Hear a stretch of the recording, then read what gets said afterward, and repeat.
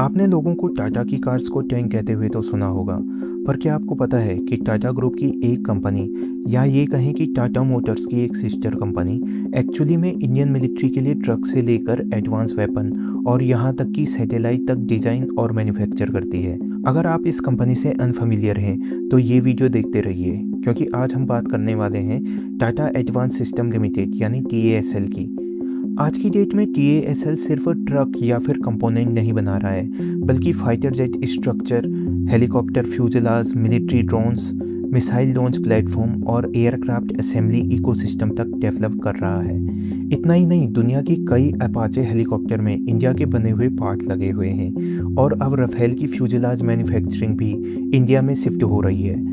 तो आज के वीडियो में हम डिटेल में समझेंगे कि आखिर टाटा एडवांस सिस्टम लिमिटेड है क्या, इंडियन मिलिट्री में इसका कितना बड़ा रोल है, क्यों डिफेंस एंथुजियास्ट इसे इंडिया का फ्यूचर मिलिट्री इंडस्ट्रियल जाइंट मानते हैं और कैसे ये कंपनी क्वाइटली इंडिया को डिफेंस मैन्युफैक्चरिंग सुपर पावर बनाने में मदद कर रही है। तो वीडियो को आखिर तक ज़रूर देखिए, क्योंकि एंड में मैं आपको एक ऐसा पॉइंट बताऊंगा जो एक्सप्लेन करेगा कि आने वाले 10 सालों में टाटा डिफेंस सेक्टर में कितना बड़ा नाम बन सकता है।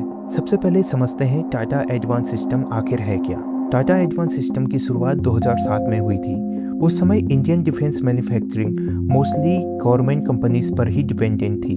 प्राइवेट सेक्टर की इन्वॉल्वमेंट बहुत ज़्यादा लिमिटेड थी, लेकिन टाटा ग्रुप्स ने बहुत जल्दी समझ लिया था कि फ्यूचर में डिफेंस मैन्युफैक्चरिंग एक मैसिव अपॉर्चुनिटी बनने वाला है और वहीं से TASL की शुरुआत हुई। आज TASL aerospace, defence electronics, combat vehicle, drone, missile system और मिलिट्री एयरक्राफ्ट मैन्युफैक्चरिंग जैसे सेक्टर्स में काम कर रहा है और यही चीज़ें इसे बाकी इंडियन प्राइवेट कंपनीज से अलग बनाती हैं। अब बात करते हैं उस प्रोजेक्ट की जिसने TASL को ग्लोबल स्पॉटलाइट में ला दिया, एयरबस C295 एयरक्राफ्ट प्रोग्राम। 2021 में इंडियन एयरफोर्स ने पुराने एब्रो ट्रांसपोर्ट एयरक्राफ्ट को रिप्लेस करने के लिए एयरबस C295 एयरक्राफ्ट चुना। टोटल 56 एयरक्राफ्ट का ऑर्डर दिया गया, जिसकी वैल्यू लगभग 22,000 करोड़ बताई जा रही है।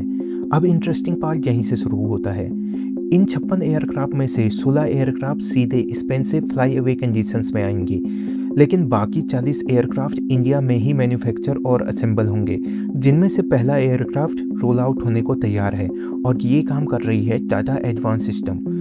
वडोदरा में टाटा और एयरबस मिलकर इंडिया की पहली private military aircraft final assembly line बना चुके हैं। अब ये पॉइंट बहुत बड़ा है, क्योंकि इंडिया में पहले military aircraft manufacturing mostly government sector तक ही लिमिटेड थी, लेकिन पहली बार कोई private Indian company complete aircraft assembly ecosystem develop कर रही है। इस फैसिलिटी में सिर्फ असेंबली नहीं होगी, बल्कि aircraft integration, testing, avionics installation, quality check और फाइनल डिलीवरी तक का काम होगा। मतलब Indian private sector military manufacturing में एक नया चैप्टर शुरू होने जा रहा है। अब अगर एरोस्पेस की बात करें तो शायद TASL का सबसे अंडररेटेड अचीवमेंट है अपाचे हेलीकॉप्टर प्रोग्राम। बहुत कम लोगों को पता है कि दुनिया में उड़ने वाले कई बोइंग अपाचे हेलीकॉप्टर्स की फ्यूजलाज इंडिया में बनती है। हैदराबाद में टाटा बोइंग एरोस्पेस लिमिटेड नाम की जॉइंट वेंचर है, जहां अपाचे हेलीकॉप्टर की फ्यूजलाज मैन्युफैक्चर होती है। और ये सिर्फ इंडिया के लिए नहीं, बल्कि ग्लोबल बोइंग सप्लाई चेन के लिए प्रोडक्शन का काम करती है। यानी US आर्मी के कुछ अपाचे हेलीकॉप्टर में इंडियन मेड स्ट्रक्चर लगे हो सकते हैं। 2025 तक टाटा बोइंग फैसिलिटी 300 से ज़्यादा अपाचे हेलीकॉप्टर फ्यूजलाज डिलीवर कर चुकी है। अब सोचिए, एक समय इंडिया सिर्फ मिलिट्री हार्डवेयर इंपोर्ट करता था और आज India global military helicopter supply chain का हिस्सा बन चुका है। और यही वजह है कि डिफेंस एनालिस्ट TASL को सीरियसली लेते हैं। अब आते हैं राफेल फाइटर जेट प्रोग्राम पर। राफेल इंडिया में एक इमोशनल टॉपिक जैसा बन चुका है, लेकिन हाल ही में एक डेवलपमेंट हुई है जिसने डिफेंस एंथुजियास्ट को काफ़ी एक्साइट किया है।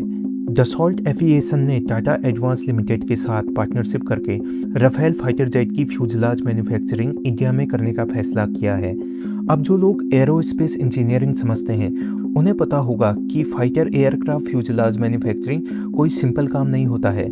ये ultra high precision engineering category में आता है। फाइटर जेट स्ट्रक्चर बनाना मतलब advance metrology, composite materials, micron level tolerance और एरोस्पेस ग्रेड मैन्युफैक्चरिंग कैपेबिलिटीज़। मतलब इंडिया धीरे धीरे स्क्रू ड्राइवर असेंबली नेशन नहीं रहना चाहता है, बल्कि actual aerospace manufacturing capabilities build करना चाहता है। और TASL इस ट्रांजिशन के सेंटर में दिखाई देती है। अब सिर्फ एयरक्राफ्ट ही नहीं, TASL ग्राउंड कॉम्बैट सिस्टम में भी एग्रेसिवली काम कर रही है। इनका सबसे इंटरेस्टिंग प्लेटफॉर्म है वेब 8x8। ये बेसिकली एक मॉडर्न आर्मर्ड कॉम्बैट व्हीकल है जिसे इन्फेंट्री ट्रांसपोर्ट, बैटलफील्ड सपोर्ट और एम्फीबियस ऑपरेशन के लिए डिज़ाइन किया गया है। इसकी खास बात यह है कि ये मॉडर्न प्लेटफॉर्म है, एम्फीबियस कैपेसिटी रखता है, हाई मोबिलिटी देता है और मॉडर्न बैटलफील्ड रिक्वायरमेंट के हिसाब से बनाया गया है। डिफेंस एक्सपर्ट्स इसे इंडिया के strong private sector armoured vehicle programme में गिनते हैं। और इंटरेस्टिंग बात यह है कि इसकी इंटरनेशनल एक्सपोर्ट डिस्कशंस भी हो चुकी है। अब मिलिट्री व्हीकल्स की बात हो और टाटा ट्रक्स का नाम न आए, ऐसा हो ही नहीं सकता है। इंडियन आर्मी में इस्तेमाल होने वाले कई heavy mobility trucks Tata platform पर ही बेचते हैं। पिनाका रॉकेट लॉन्चर सिस्टम से लेकर रेडार मोबिलिटी व्हीकल तक टाटा डिफेंस व्हीकल का रोल काफ़ी बड़ा है। यानी सिर्फ फाइटर जेट ही नहीं, बल्कि लॉजिस्टिक और बैटलफील्ड मोबिलिटी जैसे क्रिटिकल एरिया में भी टाटा क्वाइटली बैकबोन बन चुका है। अब बात करते हैं उस सेक्टर की जो फ्यूचर वॉरफेयर को डिफाइन करेगा, ड्रोन्स और loitering munitions. Russia Ukraine war के बाद पूरी दुनिया ने समझ लिया है कि फ्यूचर बैटलफील्ड में ड्रोन्स कितना बड़ा रोल प्ले करेंगे और TASL इस एरिया में भी एग्रेसिवली इन्वेस्टमेंट कर रहा है। Company surveillance drone, IRS system और लॉइटरिंग म्यूनिशन डेवलप कर रही है। इनका ALS लॉइटरिंग म्यूनिशन प्रोग्राम काफ़ी चर्चा में रहा है। अब सिंपल लैंग्वेज में समझें तो लॉइटरिंग म्यूनिशन बेसिकली ऐसे ड्रोन होते हैं जो टारगेट एरिया के ऊपर घूमता रहता है और टारगेट डिटेक्ट होने पर खुद अटैक कर देता है। इसे कई लोग कामिकाजी ड्रोन भी कहते हैं। इसके अलावा TASL का रजक सर्वेलांस सिस्टम भी काफ़ी एडवांस माना जाता है। रिपोर्ट्स के अनुसार ये व्हीकल्स को 50 किलोमीटर से भी ज़्यादा दूर से डिटेक्ट कर सकता है, ह्यूमन को लगभग 40 किलोमीटर दूर से भी डिटेक्ट कर सकता है और ड्रोन्स को लगभग 10 किलोमीटर तक ट्रैक कर सकता है। मतलब इंडिया अब सिर्फ इम्पोर्टेड सर्विलांस सिस्टम पर डिपेंडेंट नहीं रहना चाहता है। पर TASL की कैपेबिलिटीज़ यहीं पर एंड नहीं होती हैं। हवा और ज़मीन ही नहीं, टाटा धीरे धीरे स्पेस सेक्टर में भी एंट्री कर चुका है। हाल ही में TASL ने TSAT-1A नाम से अर्थ ऑब्जर्वेशन सैटेलाइट प्रोग्राम में काम किया, जिसे मिलिट्री ग्रेड सर्विलांस और जियो स्पार्शल इंटेलिजेंस कैपेबिलिटीज़ की दिशा में एक बड़ा कदम माना गया।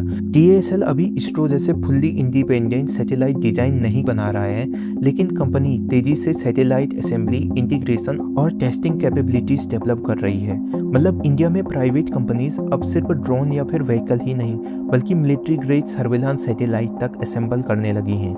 और डिफेंस एंथुजियास्ट मानते हैं कि फ्यूचर वॉरफेयर में सैटेलाइट, ड्रोन्स और AI based surveillance system traditional weapons जितने ही इम्पोर्टेंट होने वाले हैं। यानी टाटा क्वाइटली एरोस्पेस से आगे बढ़कर डिफेंस स्पेस इकोसिस्टम में भी अपनी पोजीशंस को मजबूत कर रहा है। अब सबसे बड़ा सवाल ये है कि आखिर defence enthusiast Tata advance system को इतना क्लोजली क्यों फॉलो करते हैं? इसका आंसर सिर्फ प्रोडक्ट्स नहीं है, बल्कि स्ट्रेटेजी भी है। पहले इंडिया का डिफेंस मॉडल कुछ ऐसा था। Government factories foreign technology license लेकर प्रोडक्शन करती थी, एक्सपोर्ट लिमिटेड था, प्राइवेट सेक्टर पार्टिसिपेशन कम था। लेकिन अब नया मॉडल बन रहा है, private companies, global partnership, local manufacturing, export oriented ecosystem और एडवांस सप्लाई चेन इंटीग्रेशन। और TASL इस पूरे ट्रांसफॉर्मेशन का सबसे विजिबल एग्जाम्पल बन चुका है। आज Tata advance system Airbus, Boeing, Lockheed Martin, saffron और डसॉल्ट जैसे ग्लोबल जायंट्स के साथ काम कर रहा है। ये सिर्फ इंडियन मार्केट के लिए ही नहीं, बल्कि ग्लोबल एरोस्पेस सप्लाई चेन के लिए मैन्युफैक्चरिंग कर रही हैं। और यही चीज़ बहुत बड़ी है, क्योंकि एरोस्पेस इंडस्ट्री में किसी कंपनी को global single source suppliers status मिलना आसान नहीं होता है। इसका मतलब है कि अगर उस फैसिलिटी में प्रोडक्शन रुक जाए तो ग्लोबल सप्लाई चेन प्रभावित हो सकती है। और TASL कुछ प्रोग्राम्स में इसी लेवल तक पहुंच चुका है। अब फ्यूचर की बात करें तो डिफेंस एक्सपर्ट्स का मानना है कि आने वाले 10 से 15 सालों में इंडिया डिफेंस एक्सपोर्ट पर बहुत ज़्यादा फोकस करेगा। और अगर ऐसा होता है तो प्राइवेट डिफेंस मैन्युफैक्चरिंग जायंट्स की ज़रूरत और बढ़ेगी। यानी टाटा एडवांस सिस्टम फ्यूचर में सिर्फ इंडियन मिलिट्री सप्लायर नहीं, बल्कि ग्लोबल डिफेंस एक्सपोर्टर भी बन सकता है। तो ओवरऑल अगर इस पूरी कहानी को समराइज़ करें तो टाटा एडवांस सिस्टम सिर्फ वेपन्स ही नहीं बना रहा है, ये इंडिया को aerospace manufacturing capabilities, advance engineering ecosystem, military grade supply chains और डिफेंस सेल्फ रिलायंस की ओर पुश कर रहा है। और शायद यही वजह है कि डिफेंस एंथुजियास्ट इसे इंडिया का हिडन मिलिट्री जायंट कहते हैं। अब आप बताइए, क्या इंडिया फ्यूचर में ग्लोबल डिफेंस मैन्युफैक्चरिंग हब बन सकता है? और क्या टाटा एडवांस सिस्टम आने वाले समय में HAL जैसे जायंट्स को प्राइवेट सेक्टर से चैलेंज कर पाएगी? अपनी राय नीचे कमेंट्स में ज़रूर बताइए। अगर वीडियो पसंद आया हो तो लाइक ज़रूर करें, चैनल को सब्सक्राइब करें और बेल आइकन प्रेस करना मत भूलिए। मिलते हैं अगले वीडियो में। आपका समय देने के लिए धन्यवाद।